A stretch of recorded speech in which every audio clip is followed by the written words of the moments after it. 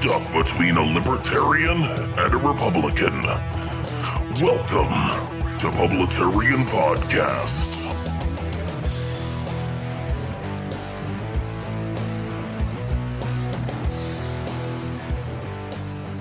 And you know I don't do the tagline every time, but it's Publitarian Podcast. We're up to episode 59, and it's a good day to be an American, and I think you know why, but just in case you don't, let's hear it from the man. Last night, the United States brought the world's #1 terrorist leader to justice. Abu Bakr al-Baghdadi is dead. U.S. Special Operations Forces executed a dangerous and daring nighttime raid. He died after running into a dead-end tunnel, whimpering and crying and screaming all the way. The thug who tried so hard to intimidate others spent his last moments in utter fear, in total panic and dread, terrified of the American forces bearing down on him. Terrorists who oppress and murder innocent people should never sleep soundly, knowing that we will completely destroy them. These savage monsters will not escape their fate, and they will not escape the final judgment of God. Last night was a great night for the United States and for the world. A brutal killer, one who has caused so much hardship and death, has violently been eliminated.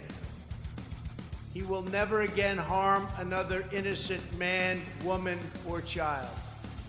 He died like a dog. He died like a coward. The world is now a much safer place. God bless America. Thank you.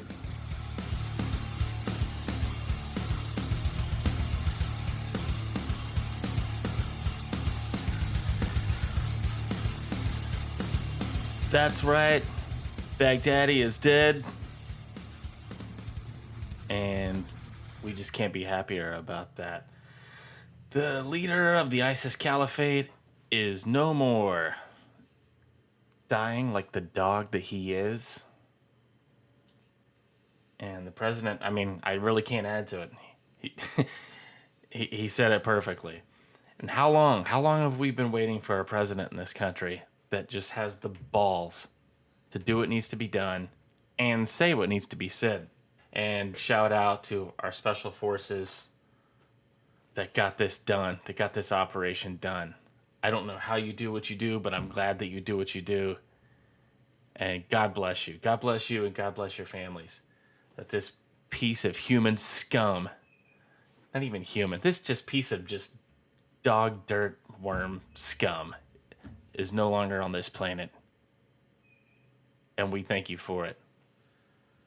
So I figured everybody had heard the news about that, but just in case, I thought I would lead with that. That happened Sunday night. And the Democrats and the media immediately went to make hay about it. And Speaker Pelosi was wondering why she wasn't consulted about the raid. And Trump plainly said, because Washington's got a lot of leaks right now, and we wanted to keep this a secret. Well said, Mr. President. And then I'm sure that you all saw the obituary for Baghdadi made by the Washington Post. This flowery obituary, like he was a kindly old man just shuffling off this mortal coil. And there were a few different versions of it, but the internet is forever, so people were kind enough to screenshot it and put it up on the net for everybody to see. And then, of course, after that, memes ensued, including one by yours truly, giving a touching memorial tribute to Lord Voldemort, who left us too early at 71 years of age. And he was an author, an artist, a teacher, educator, left us too soon. So in case you're not getting the meme, again, the Washington Post, literally in their paper, the Washington Compost, gave this flowery obituary for Baghdadi being passed away. What's that even doing in the obituary section? I don't know. I mean, I know it's a death, but that needs to be, on the party line or something. I don't know. So if you ever even had just a candle's light worth of hope for the mainstream media, that they would not try to politicize something, and they're not the enemy of the people, well, there you are. The candle has been blown out. That shred has been blown into the wind. The mainstream media is the enemy of the people. That's all there is to it. And I hate that such a win has been tainted by partisan politics and the media. But that is the state of things in the United States of America, and is also the state of things in the world right now. It's basically globalism versus everybody else. And globalism likes to push this Islamo-fascist type of thing on us as well. And a large part of that caliphate being ISIS, is beaten back and destroyed and obliterated. We had 98, 99% wrapped up by March of this year. And then we just cut the head off the snake on Sunday. So again, good job, America. Take the victory lap. You deserve it. And since this is kind of a victory lap podcast, there's been a lot of winning. I'm probably just going to title the podcast, "We're Not Tired of Winning," because we're really not. Another thing that happened in the news, Democrat Rep. Katie Hill of California on Sunday announced her resignation from Congress, days after she admitted to having an inappropriate relationship with a campaign staffer before coming into office. I love the CNN headline on this. Rep. Katie Hill announces resignation amid allegations of improper relationships with staffers. Okay, allegations. Here's the allegations. The whole world saw these pictures that she put out of herself. She's naked brushing this girl's hair. I mean, just, oh man, creep factor. So apparently she, Ms. Hill, and her husband was in a throuple, which I didn't know what a throuple was, and I had to look that up. So that's husband and wife, and then a third party having this little relationship all together. People on the left side of the aisle, and some people on the right side of the aisle are like, yeah, consenting adults, yada yada yada. No. This was grooming. There were text messages back and forth between her and these staffers. There was money that exchanged hands. There was alcohol that exchanged hands. There was favors that exchanged hands. This was basically a grooming as far as I'm concerned. And she needed to go. But yeah, she made this big tearful speech and resignation letter. And, how dare us. If Miss Hill had an R behind her name, this would have been on a 24/7 mainstream media news cycle, and you know it, and I know it. But because she's not a Republican, again, harkening back to the enemy of the people again, the mainstream media will just do everything they can to keep this stuff under wraps or make it a non-story. So this chick's got naked pictures of her holding a bong with a supposed Nazi-esque tattoo down here on her thigh on some wife-swapping website. And like the Gay Who Strayed said, that's a lot to unpack. There's a lot going on there, just in the one picture. That's not the hairbrush picture. This is a totally other picture. Oh, so anyway, cringe factor 10 for this lady. But I was predicting to myself that she was not going to go anywhere, because a lot of these people double and triple down, these people on the left, because they feel their position is some kind of holy crusade, and what they do outside of that holy crusade doesn't matter. But I was glad to see that she stepped down, and yeah, that was one of the craziest things I saw in the news cycle, so I had to share it. California doesn't have enough problems with their rolling blackouts. We thought that was a thing with Governor Greyout Davis, and it seems to continue to be a thing with Newsom.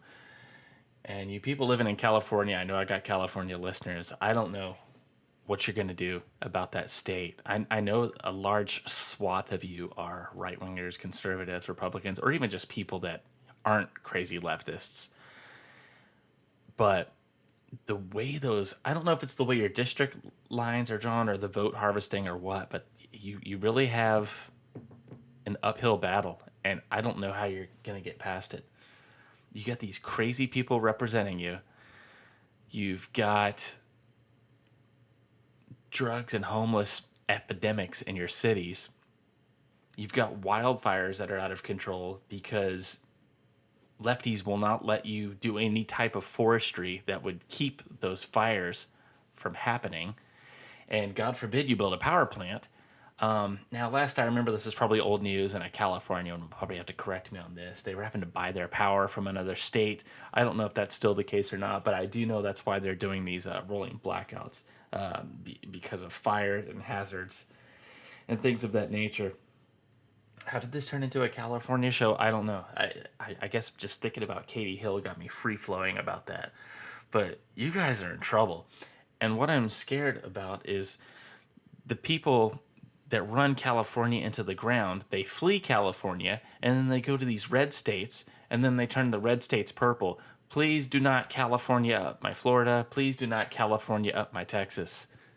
You've made your beds. Now lie in it. Unless you want to escape and be a conservative, that's fine. But please do not escape the tax burden and then vote for the same crap that turned your state into the state that it is. And California's a pretty state. I'm not trying to have any beef with my California listeners. Just having a true come to Jesus call. I mean, I talk about my own state here in Florida. I mean, come on. Hashtag Florida man is a real thing. We got some crazies in Florida. You know, you just have to own it. Same thing with California. You guys got to own your problems too. And work on them. So that's Katie Hill. So we got that going on. We've got Trump announcing that successful raid on ISIS. We've got Katie Hill resigning. And then another good thing. We just can't stop winning. And this hit me like a bolt out of the blue. I was not expecting this. Mr. Kanye West's album. I've been seeing memes circulating around saying it's got the classic 2009 picture of him and Taylor Swift, and they were like, if you said that one would be advocating for abortion and another one would be putting out a gospel album, which would you pick? It's kind of funny how life works. But yeah, that Kanye album hit, Jesus is King, and I tell you what, I'm not even a Kanye fan. I listened to the album, and it went on repeat like 6 times for me. I've just had goosebumps.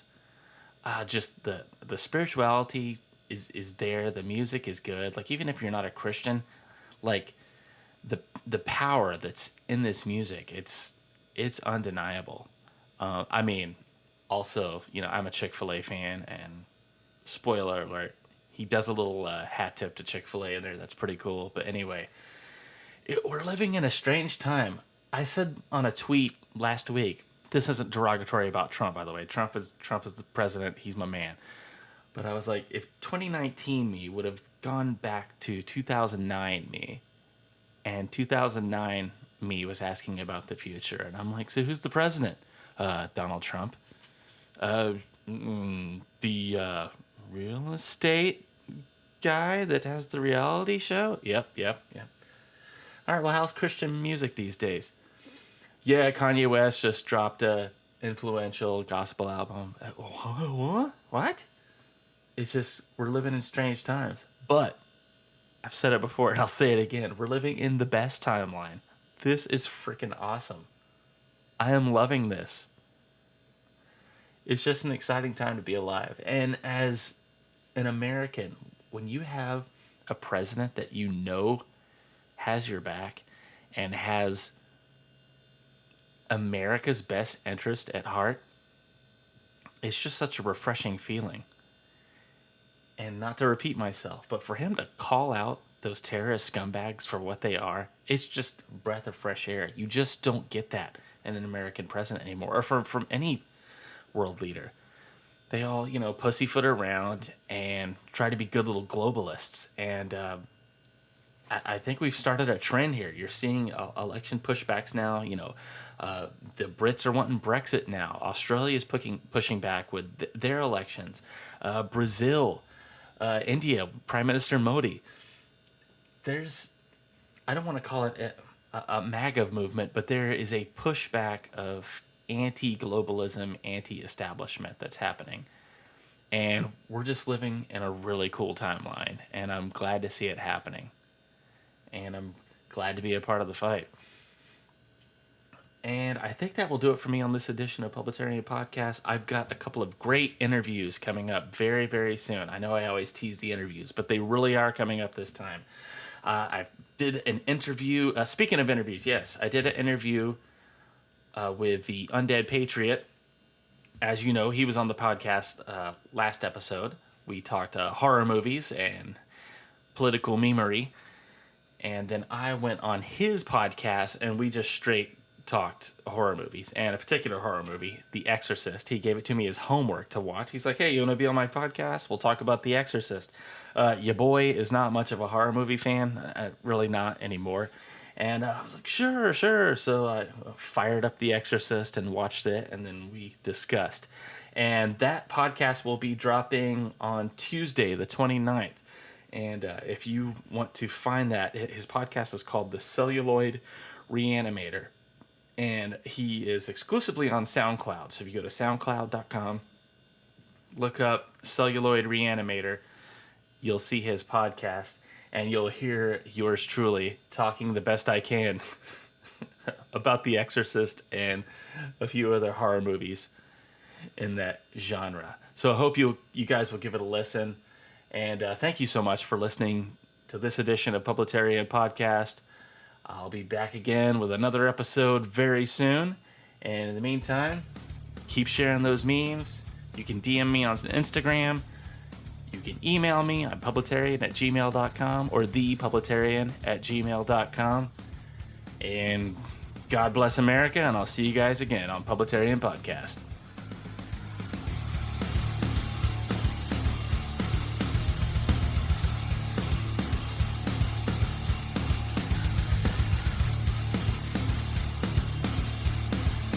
You've been listening to Publitarian Podcast.